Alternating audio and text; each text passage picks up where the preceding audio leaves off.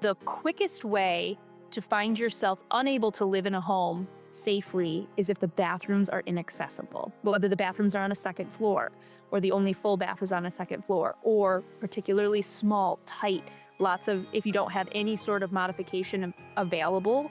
And this can be an issue for renters, for example, and this is going to be a really difficult situation, and having that awareness. Again, not something you have to modify right away, but understanding that if you do have the opportunity to remodel, to make some changes, think about accessibility in the bathroom right away. So egress, where you access your home, and bathroom. I'm Riley Rees. This is the Sophia Unfiltered podcast, where we bring together thought leaders, wellness entrepreneurs, makers, and emerging health leaders. We're here to have raw, unfiltered conversations because sharing your stories has the power to change lives, help others heal, and transform the way we take care of ourselves. Here we go.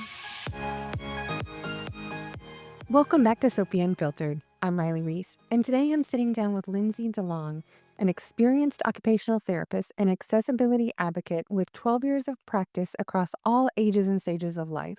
Lindsay helps bridge the gap between technology and accessibility, and she's here to talk about how small, affordable home modifications can make a world of difference. From smart home automation to innovative 3D printed solutions, Lindsay shares her insights on how we can create smarter, more accessible homes, enabling individuals to maintain their independence and safety, often without needing expensive renovations. She dives into the power of proactive planning, the role of 3D printing in creating custom solutions, and how simple changes can ensure that people can age in place comfortably and securely.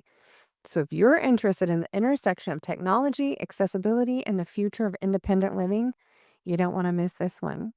Yeah, I think my story is maybe similar to a lot of people who kind of went through the big transitions of the pandemic back in 2020. So I'm an occupational therapist by trade. I have been for 12 years.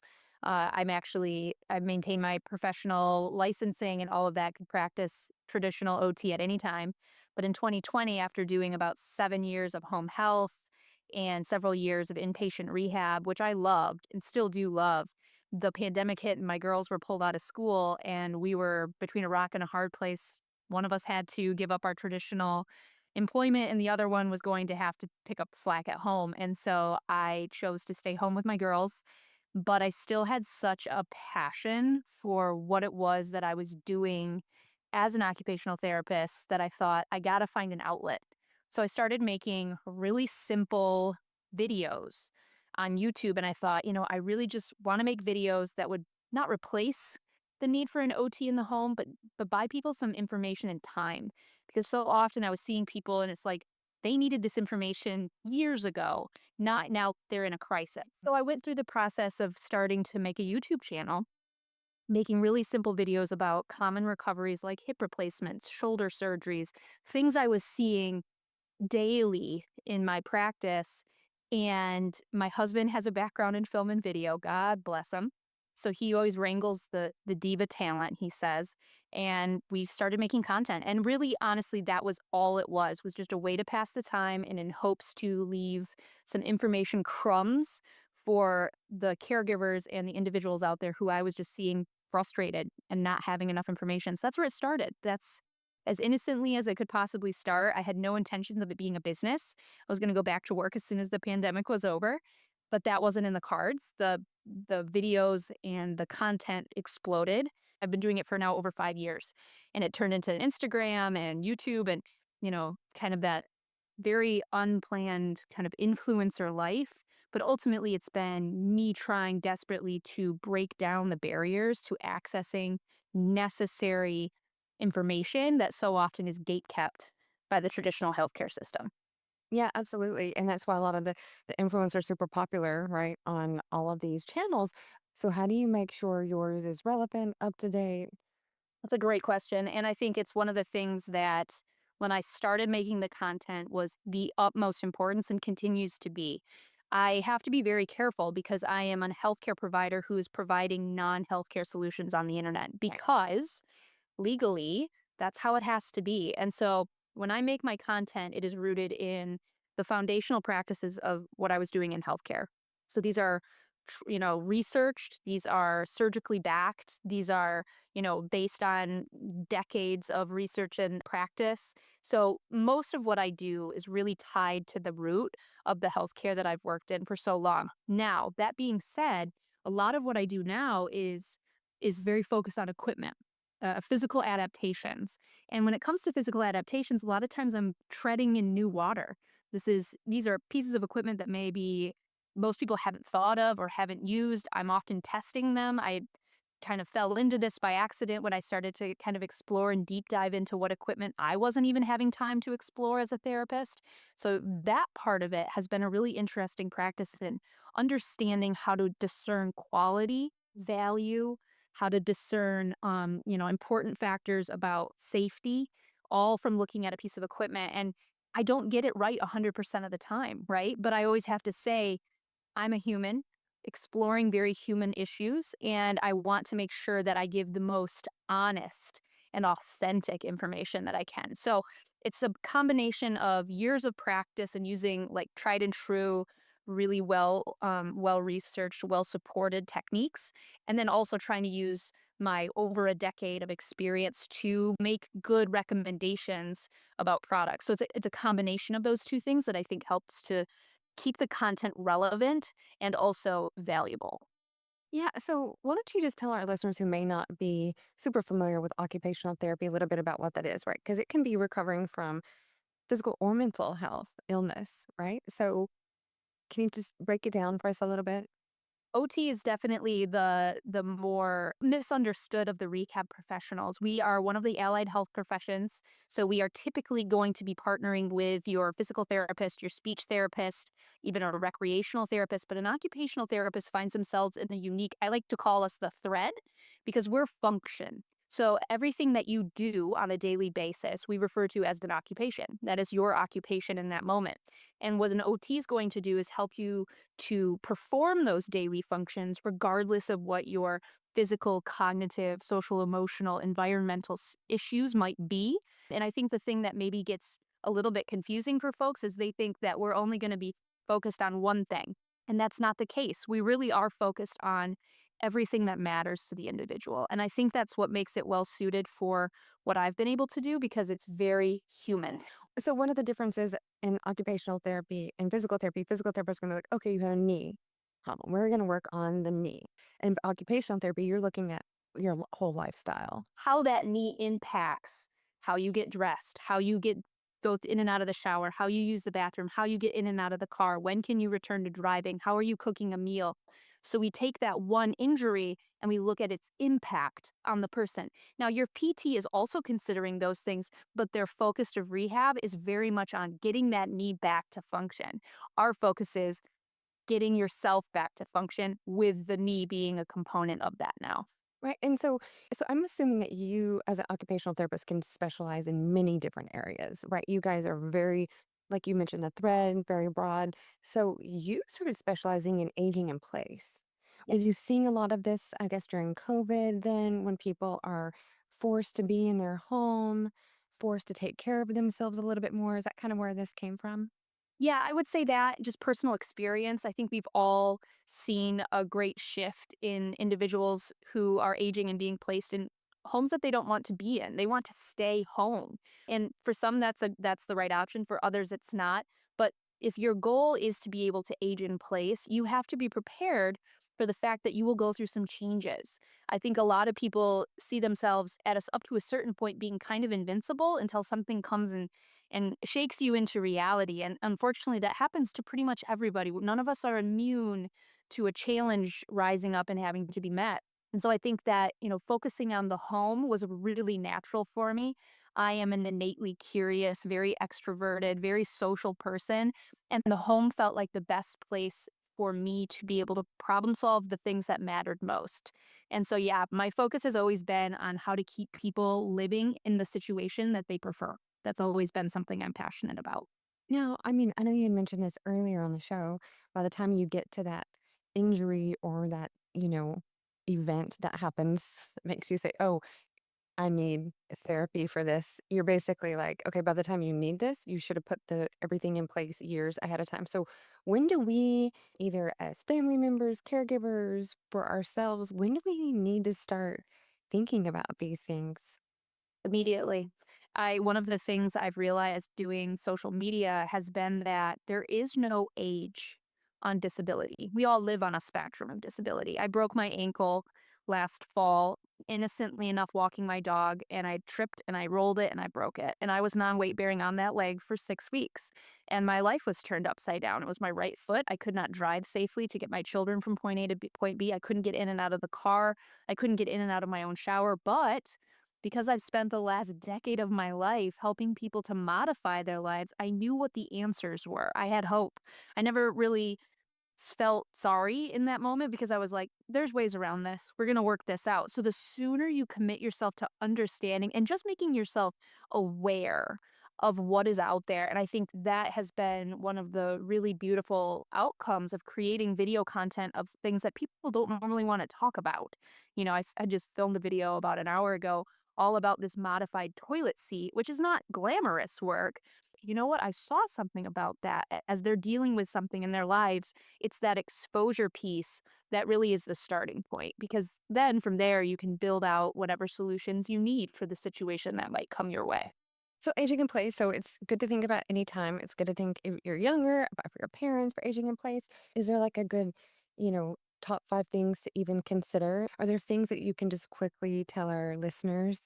So the number one thing to consider is how you're going to get in and out of the house.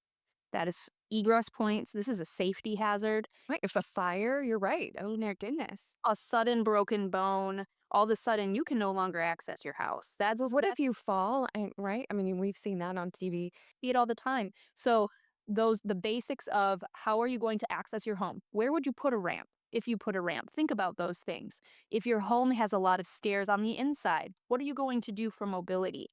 Just for myself, I live in a ranch and I'm really grateful I do, because when I broke my ankle, even with my crutches and my walker that I was using, I was able to get to my main bathroom and main bedroom.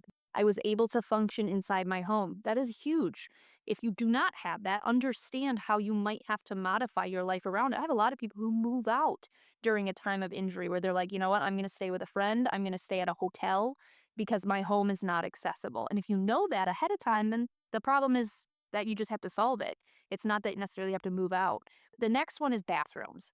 The quickest way to find yourself unable to live in a home safely is if the bathrooms are inaccessible, whether the bathrooms are on a second floor or the only full bath is on a second floor, or particularly small, tight, lots of, if you don't have any sort of modification available.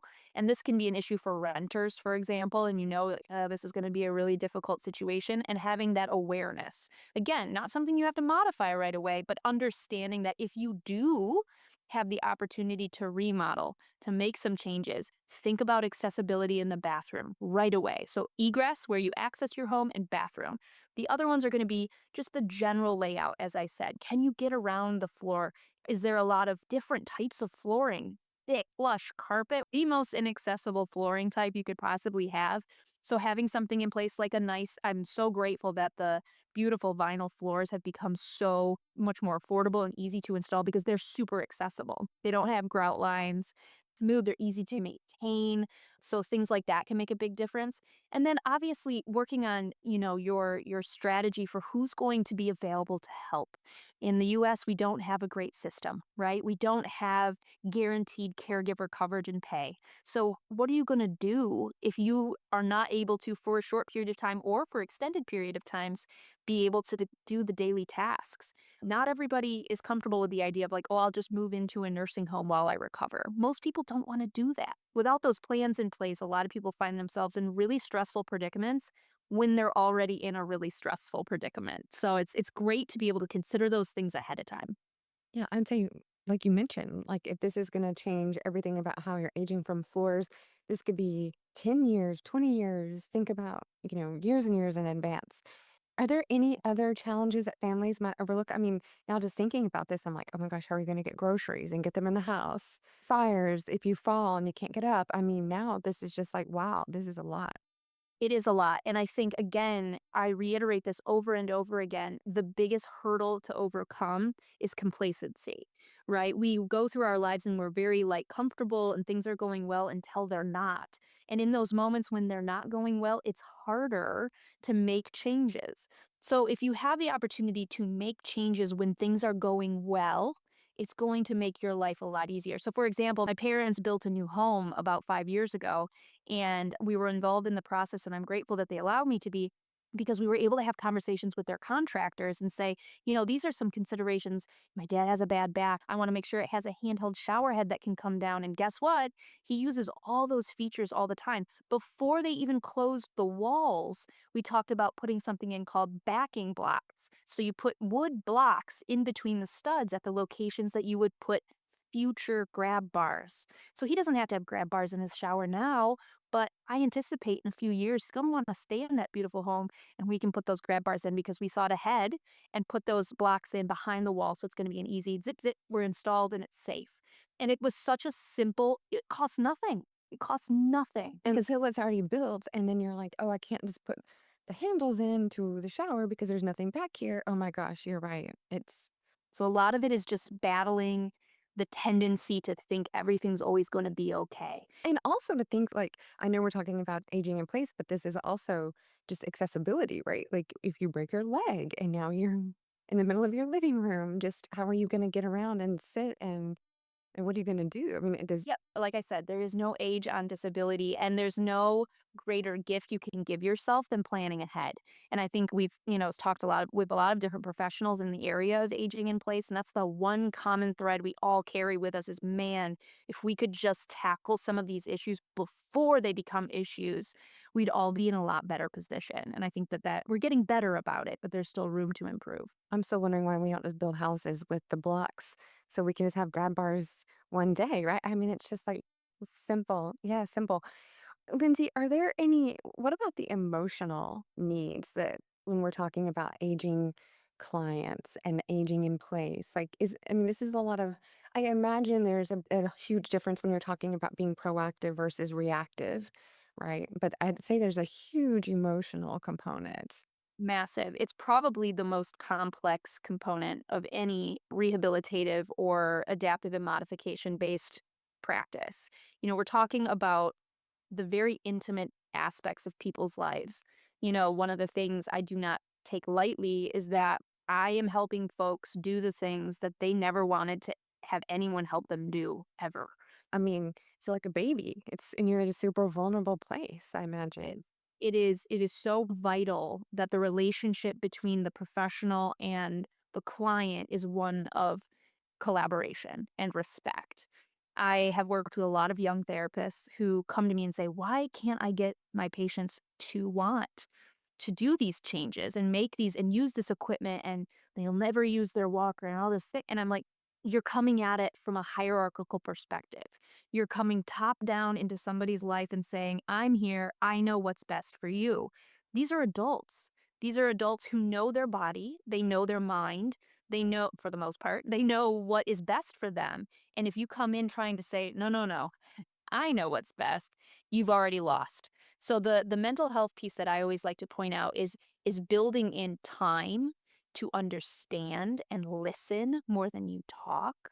And I love to talk, so that's hard for me, but I know how important it is to create a collaborative, open, conversational starting point. And then from there you can build together solutions because we want solutions. We are a very solution driven culture, but ultimately we do not want to be told what to do. We want to be collaborated with. We want to be part of the solution. Right. And an older adult, that is one of the most vital parts is that you're treating them as an equal in the decision making process, which can be very difficult for some professionals. They struggle with that concept. Now, are there feelings of loss or fear? I mean, we mentioned this was very complex, but I mean, they're losing a part of their sense of being young, maybe the family, the fear of what's next. There's a sense of loss that starts earlier than most of us expect, I think. And I think that sense of loss happens repeatedly. We have these big shifts in our life, whether that's our kids moving out, retirement age, major life transitions. And what happens often is during those life transitions, health crises, if they get layered on top of those transitions, become fairly insurmountable quickly. And it feels very hopeless and very exhausting. Right. So we have to remember that we're going through a transition plus crises, physical and emotional discomfort and pain. We're dealing with a lot of layers that have to be treated with a great deal of respect and cautious approach. I never take lightly working with any individual going through those types of life transitions, regardless of their physical or cognitive or emotional distress, because it's difficult for all of us. I mean, I imagine it would be difficult, even if, like you mentioned, it's humbling, you broke your your ankle, Oh, right? So, I mean, I yes. imagine and you feel a sense of loss a little bit because you're just grieving the fact that you're not doing what you can normally do, right? So, I mean, regardless, I can see this being a very vulnerable complex. And we write off the older adult as being not as useful to our community anymore. And I think that was one of the other great revelations I had working and practicing in this area was that older adults don't only carry a lot of continued value, but they are an incredible well of wisdom that we don't tap into nearly as much as we used to. We're in a fast constant fingertip access information gathering culture, and we look to our older adults for nothing. All we do is tell them what they need to know and then put them someplace to be quiet and tell them to just be comfortable and happy. And I always thought that that was a great disservice to the older adult. And I was like, you know what? I want to give them a voice. And so I use my own grandmother in a lot of my content because she's my only grandparent I have left. I love her deeply. But one of the things about her is that she's honest and that she gives incredible insights into things. And it turns out all of the people she lives in a residential community, all of them do. So I'll regularly go in and just ask them, "How would you solve this problem?" And you know what? They're brilliant. They have incredible solutions. They've been around, right? Yeah. Or they're not on TikTok, so we don't think they're valuable, right? It is, and I have such a passion for reminding folks to just ask, and I think that goes back to that mental health piece and helping individuals to feel seen and heard is instead of telling people how to fix a problem, we ask them what they want and how we can work together to get there. And that's how I've focused my practice and my content since day one, really. Yeah, no, that's great. What new technologies or tools have you found like the most effective in supporting seniors who wish to age in place? So this isn't really I'm gonna be one of the few people who says I'm not the biggest fan of high-tech solutions. And I know this is complex because a lot of people are really excited about, AI and the use of high-tech solutions for increasing the supervision and things like that.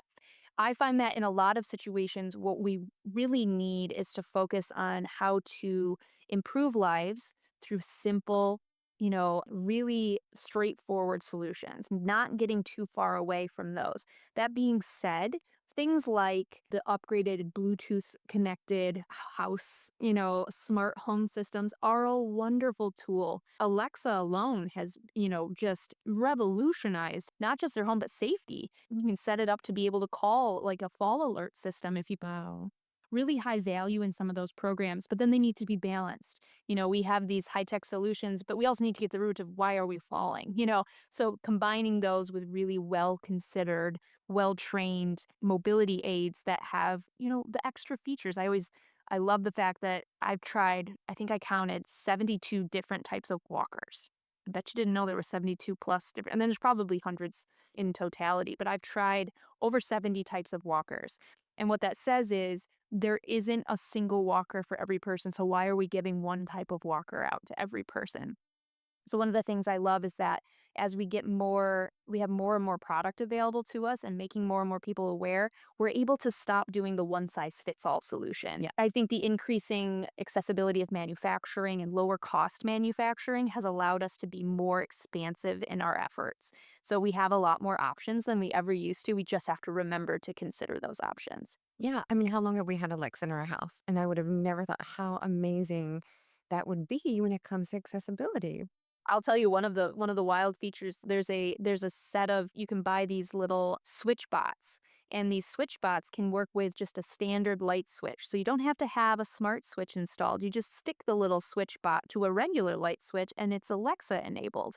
So now I can have my home, so an older home perhaps that has internet accessibility, but an older adult can now turn off her bedroom light while sitting in bed. Yeah, yeah. They have a system that will roll and unroll your curtains. So for a lot of older adults, the daylight becomes very important in their sleep wake cycles.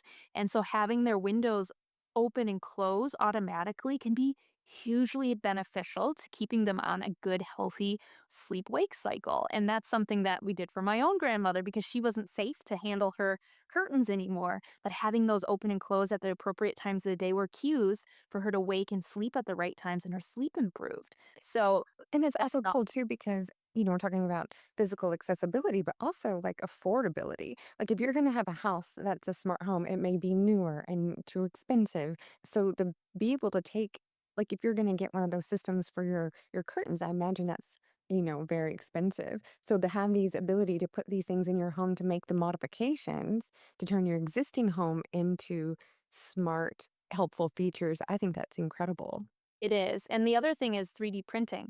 I'm a huge advocate of 3D printing in that we can create really beautifully engineered systems and then 3D print them for pennies on the dollar to solve really unique problems. I have used 3D printing to build out really cool, like one-handed nail trimmers. It seems like something, but somebody who's recovering from a stroke or has had an arm injury, it's called Flipper the Clipper, and it's a 3D print, and all it costs is the amount of money in filament. And a lot of local libraries now have 3D printers and things like that. So it's another example of technology being able to come in and create actually low tech solutions, Yes. It but make a the huge impact. huge impact, and it's a low cost of manufacturing because the companies don't want to make this product. It's too small, too niche. There's not enough money in it, but it deserves to exist. And so I get very excited when I see these low tech solutions coming out of high tech. Yes. It's a very beautiful partnership. Yeah, I love it. Lindsay, thank you so much for being here and sharing your hacks for the home and, how we can think and approach the topic of aging in place. I think this is something to start thinking about. I didn't think it really needed to be decades ahead, but it sounds like it does. I mean, down to even if you're considering building your home, all the things that you can think about. So it's going to take even more research. But a question that we ask all the guests on the show, if you could share three fundamental pillars that contribute to your well-being. Oh, number one is nature. One of the pillars of my entire life has been I need time in nature to feel connected. Water is my go-to element for that. My other fundamental pillar is the love of family. I am a deeply connected to my family, and that's beyond blood. The people who mean a lot to me keep me going. And then the third, I would say, is spirituality. I think I have a deep well of appreciation for the things I cannot see and understand, and I like to connect with those things on a regular basis. That's amazing. Can you tell our listeners where they can find you on your videos? Certainly. So you can find me on YouTube at EquipMeOT, and that's EquipMeOT. You can find me on Instagram and TikTok under the same handle. I do short content as well as the long videos on YouTube are great as a kind of longer, more detailed resource of how to do some pretty classic activities when you're dealing with a lot of common recoveries. Well, thank you for being here. Thank you for sharing your content with us. And for all of our listeners who may be experiencing it themselves, or for the caregivers who want to help their families age in place, thank you for all the information that you've shared and the things that we should consider for them. We appreciate you being here. Yeah, my pleasure. Thank you so much.